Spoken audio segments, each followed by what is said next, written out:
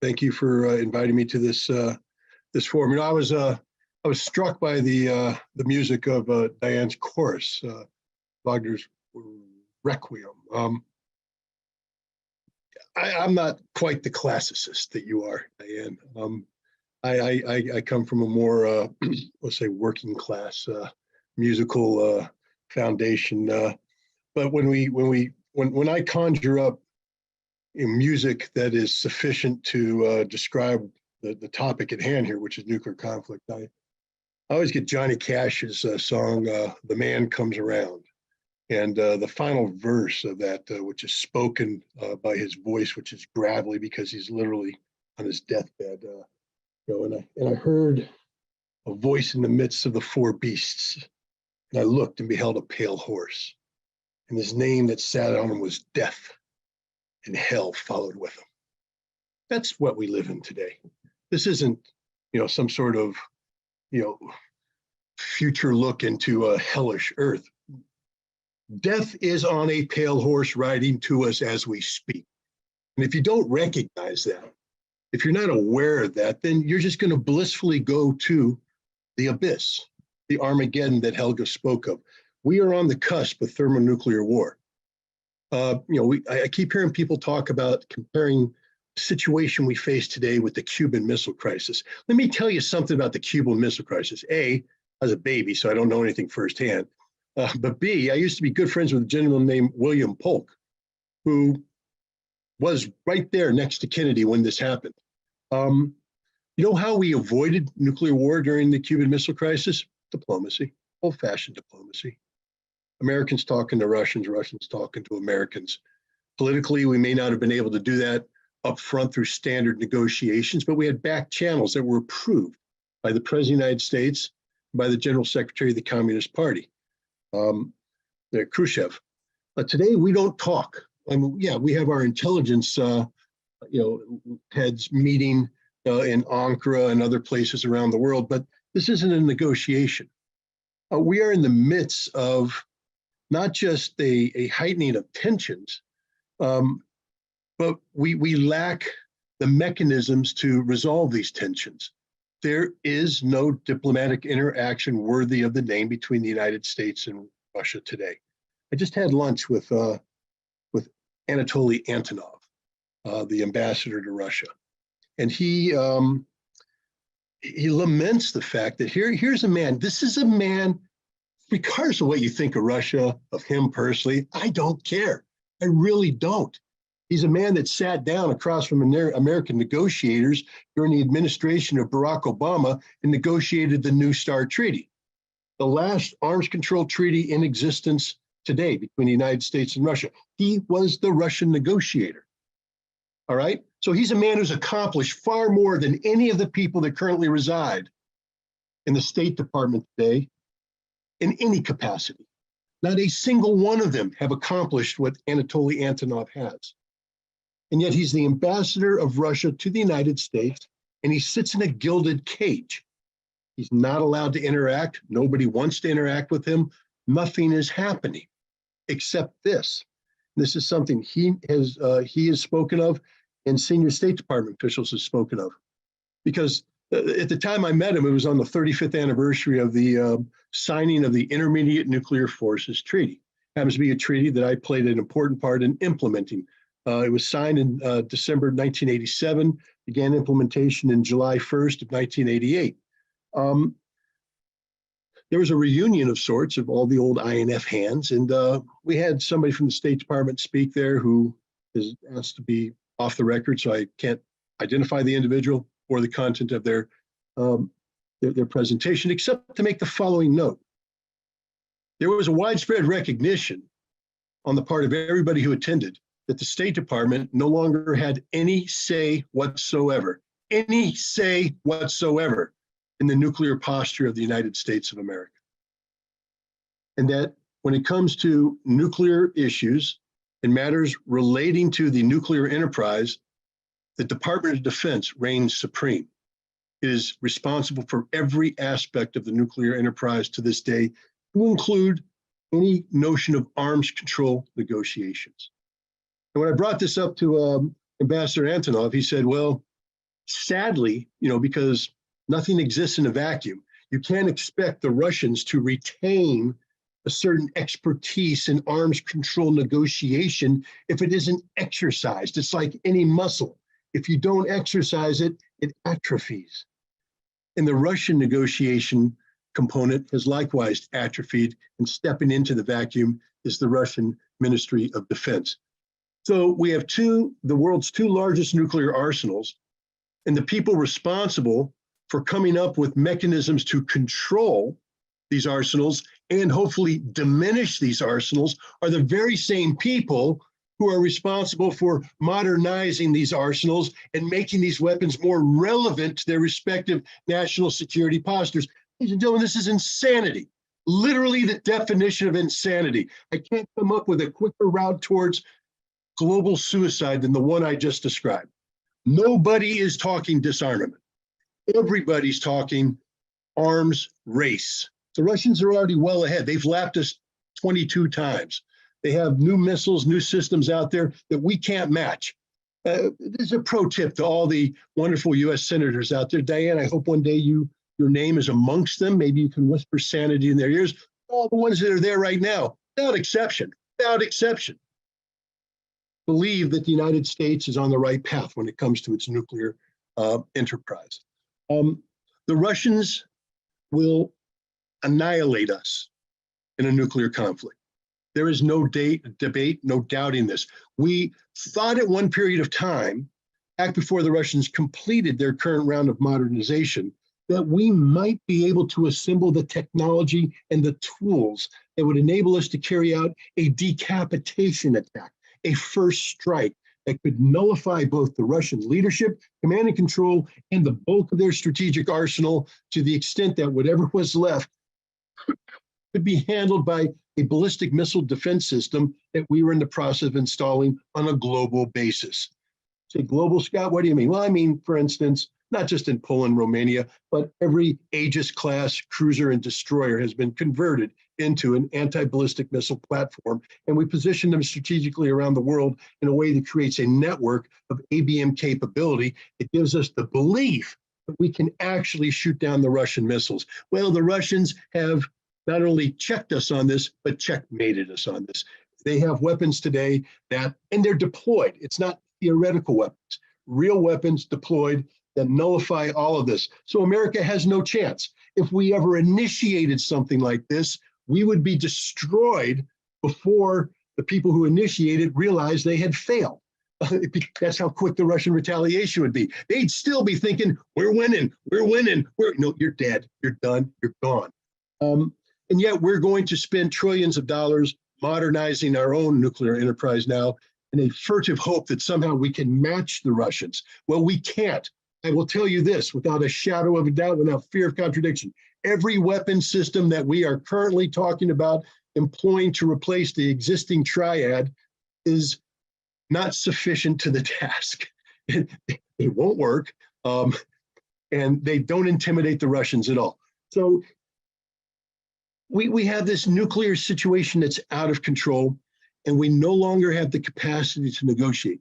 In the night, and I wrote a book called Disarm in the Time of Perestroika, and I talked about the INF Treaty and the creation of the INF Treaty. And I put it in the environment, I tried to cast it in the environment of the Cold War at the time, and how dangerous the times were in the 1980s, extraordinarily dangerous. In many ways, more dangerous than they are today, with the exception that we were talking. We actually had negotiators meeting on a regular basis to try and resolve these issues. We came up with a treaty. Why? Because the negotiators were veterans. They'd been doing this a long time. The people sitting at the table talking about START, Strategic Arms Reduction, about INF, Intermediate Nuclear Forces, were people that had negotiated SALT I, the Strategic Arms Limitation talks, in the late 60s, early 70s, SALT II in the late 70s, people who had negotiated successfully the Anti-Ballistic Missile Treaty, and people who had negotiated a host of other arms control related things. Veterans who knew what it was like to sit down across the table from their counterpart and work through seemingly impossible issues to come up with a mutually satisfying result. And the most mutually satisfying result was the Intermediate Nuclear Forces Treaty that prevented global thermonuclear war, put us on a path towards potential peaceful coexistence with the Soviets and later the Russians. What happened? The United States withdrew from that treaty in 2019. We withdrew from the ABM Treaty in 2002. We withdrew from the Open Skies Treaty. We've nullified virtually every aspect of the START Treaty except the current iteration, New START, which we're cheating on a regular basis. What's the hope? Helga, you spoke of the need for discussions, for negotiations. Why in God's name would Russia sit down with the United States at this point for anything? For anything. We're liars, we're cheaters, we can't be trusted. Will we use Europe as an interlocutor? France and Germany can no longer be trusted. Nobody can be trusted. The United Nations Security Council can't be trusted because Minsk was brought to the Security Council, was given a seal of approval by the Security Council, and that means nothing. Who are the Russians going to talk to? Who do the Russians want to talk to? Who are the Russians willing to put their national security on the table and say, here, we're willing to trust you and give up X, Y, and Z that guarantee our future security in exchange for what?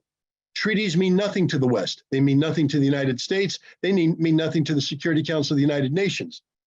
The only way we get out of this, and this is a very sad statement on my part, there will be no negotiated settlement. Helga, I wish you the best of luck with the Vatican. I really do. And I hope you prove me wrong. I want you to prove me wrong.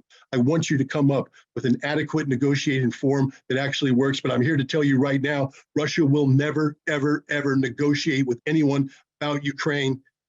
The only negotiation is going to be similar to that which occurred in Tokyo Bay in September of 1945, when the defeated Japanese were brought on board the USS Missouri, and we told them to sign the paper or die. And Russia's going to end up sitting down across the table from some iteration of a Ukrainian government and tell them sign the document or die. And a defeated NATO will be sitting in the shadows, no longer having Marder vehicles, Leopard vehicles, Bradley vehicles, or anything, because all of those will be destroyed on the field of battle by a superior Russian force that is singularly focused on one thing and one thing only, and that is defending the national security of Russia. Now, here's the danger, because we have people like Jan Stoltenberg and people like various American politicians and government officials who have said this is a conflict between NATO and Russia. And they've defined it as an existential conflict. Well, the only side that has an existential stake is Russia. Russia will never allow itself to lose. NATO will lose. The question is, will NATO lose gracefully? We bring up, Dylan Thomas's poem. Is NATO willing to go gently into the good night? Or is NATO going to rage against the dying of the light? And that's the choice. And unfortunately, that's where we come down to. If NATO opts to rage against the dying of the light, ladies and gentlemen, it's been a pleasure knowing you. 2023 will be the last year that we're all alive on this planet. Kiss your loved ones goodbye. Do what you need to do. It's over, because it will lead to nuclear war. And as Helga said, there are no winners. The only chance for global survival is for NATO to go gracefully, accept the inevitability of its defeat, and find a way to deal with a victorious Russia. And it won't be done through negotiations, because NATO is not an organization to be trusted ever again. Neither is the United States nor any other nation out there. And this is a sad state of affairs. Russia will no longer be seeking negotiations. Russia will be seeking victory, a victory won on the battlefield. And remember, it wasn't Russia that set that term. It was Jan Stoltenberg, who said the only way out of Ukraine is on the battlefield. Russia's taken it up. They're doubling down. That's a sad state of affairs. I don't see any way out of this other than through a decisive Russian victory, so decisive that NATO takes a back seat and allows it to occur without risking everything in a futile effort to stop it. Very depressing talk, but we live in depressing times. I'm sorry to bring 2023 in on this note. And as I said, Helga, please prove me wrong. Please, Diane, Helga, Stephen, Dennis, everybody listening in, prove me wrong. I would love nothing more than to have this very same assembly this time next year, and you guys sort of chuckle at me going, hey, Ritter, you're a little bit of a gloom and doom kind of guy. Prove me wrong, because if you can, that means there is hope for humanity, that you can flip the script. Unfortunately, I've given up hope, and I'm sorry to leave on that on that word. But again, thank you very much for inviting me. And I wish I could stay for the question and answer. Well, thank you very much. Do you have a couple minutes? I mean, this obviously is why we're doing it. And I'm really glad that you said what you said, because the only way we're going to change it is if people face that that's the situation that we're in. And that's why I'm saying the Kennedy files have to be released. In other words, there has to be a dramatic change in the United States where we demonstrate that we can be trusted, because we throw out this criminal force which has been running our administrations at least since the assassination of Kennedy. I would say going back to the death of FDR. Otherwise, I'm afraid you're right, but I just want to see if you can take a minute, because Helga may have something, and then we'll go. Just to continue doom and gloom, we'll hear from Steve Starr, because but Helga, go ahead. Unfortunately, only agree with you in terms of your assessment that the Russians right now have absolutely given up on the West, and that they are determined to win on the battlefield. I mean, I fully agree with your assessment on that. The problem is that NATO at this point says, and all the various governments, that Ukraine absolutely must win, and they will absolutely put in as many weapons and whatnot so that they can. In the meantime, the Ukrainian people are being slaughtered.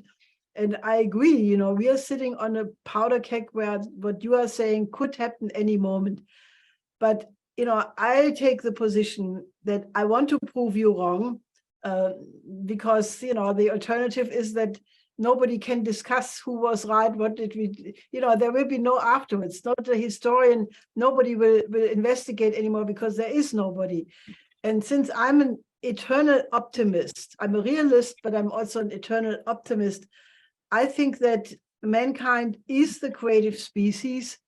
I do not think that the laws of the universe are such that the increase of Vernadsky would call it the noosphere, that is the law of the universe. And I think that if we do our job right, we will catalyze a greater good than this evil is. This was the view of Leibniz, who said, that we are gifted with free will, and that it is the nature of the human being that when confronted with something absolutely horrible, it evokes a higher power of good.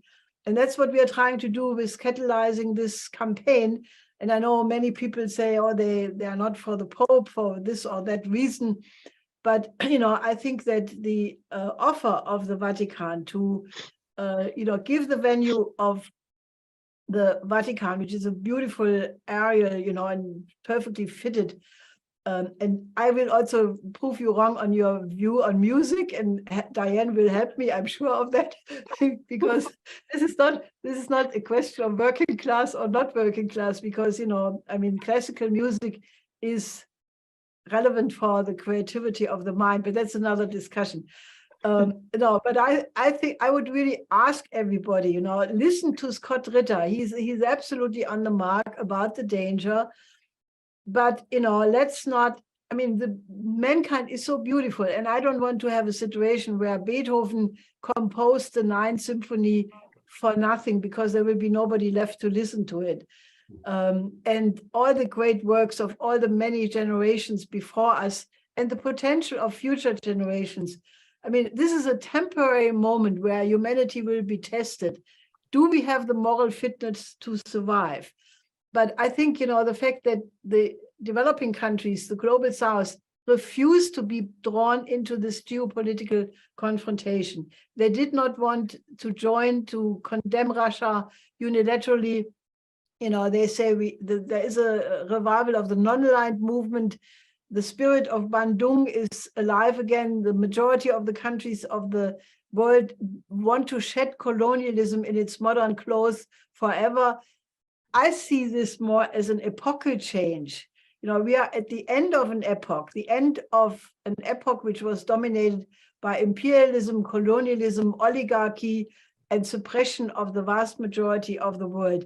But that vast majority of the world right now is rising. And the fact that you have the BRICS plus 17 countries, you have the SCO, you have many other organizations who Lula was asked just now to be a mediator, I think by the president of East Timor, and he said that there are many developing countries who want Brazil to take such a mediation role. Now, I personally think that's good. The more people are joining and say there must be diplomacy, the better. But I think that the best way would be to take the offer of the Pope. You can criticize this or that about the Catholic Church, and there are for sure things which were not perfect. But it's a 2,000-year-old institution. It still has the authority of Christianity. It still has the appeal for other religious leaders. I'm asking all of you who are listening, help us to get the heads of Islam, of Buddhism, of Hinduism. What we need is a world revolution. And, we have issued this call.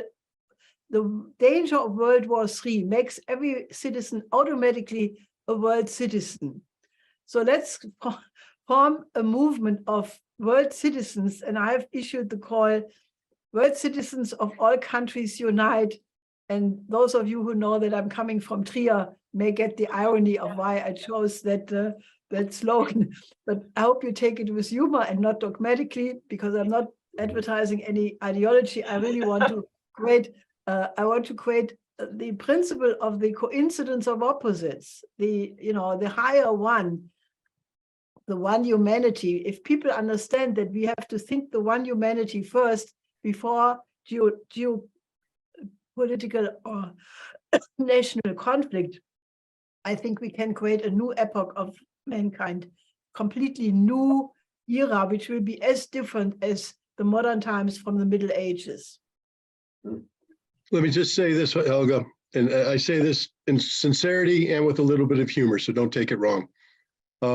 I was baptized Protestant, and I've walked away from organized religion a long time ago because of what I've seen in terms of war and conflict, and I've just lost faith. You get the Pope to successfully negotiate into this conflict, he can baptize me in Trevi Fountain. All right. You have a deal. Okay. I go for it. All righty. Thank you again for having me. Diane, thank you. Thanks so much, Scott. Okay, take care. Okay, so I hope people take that seriously, and